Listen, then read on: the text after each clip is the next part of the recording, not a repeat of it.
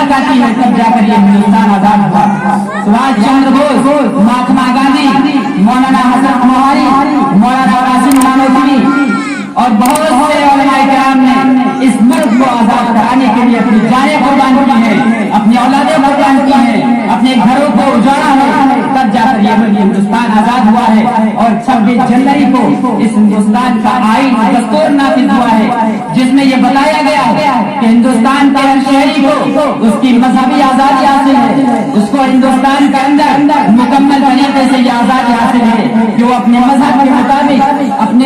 अपने मसलक के मुताबिक वो अपनी आजादी का इख्तियार हासिल है कि वो चले और हिंदुस्तान में रहे, कोने कोने में, चप्पे चप्पे में हर हिंदुस्तानी बाशिंदे को, चाहे वो हिंदू हो, चाहे वो मुसलमान हो, किसी भी धर्म का मानने वाला हो, उसको हक हासिल है कि हिंदुस्तान में रहे और जो मर्जी करे वो करे अपने धर्म के लिहाज से। मेरे मुहतरम दोस्तों, अभी बातें तो आती रहेंगी, अभी बहुत सारी बातें करना है, वक्त भी हो रहा है, लिहाजा आप से गुजारिश कर रहा हूँ कि आप सुकून का माहौल बनाए रखें। आपके सामने बस जलसे का आगाज ही होने जा रहा है। मेरे दोस्तों, जैसा कि आपको मालूम है कि जब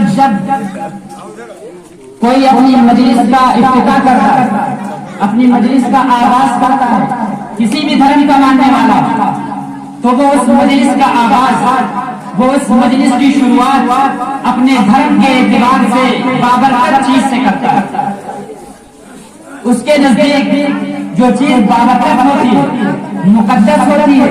पाक होती है, उस चीज के जरिए से वो अपनी मजलिस का आगाज किया करता है। और जाहिर है कि मुसलमानों के नजदीक कुरान मुकद्दस से बढ़कर कोई किताब नहीं, कुरान मजीद से बढ़कर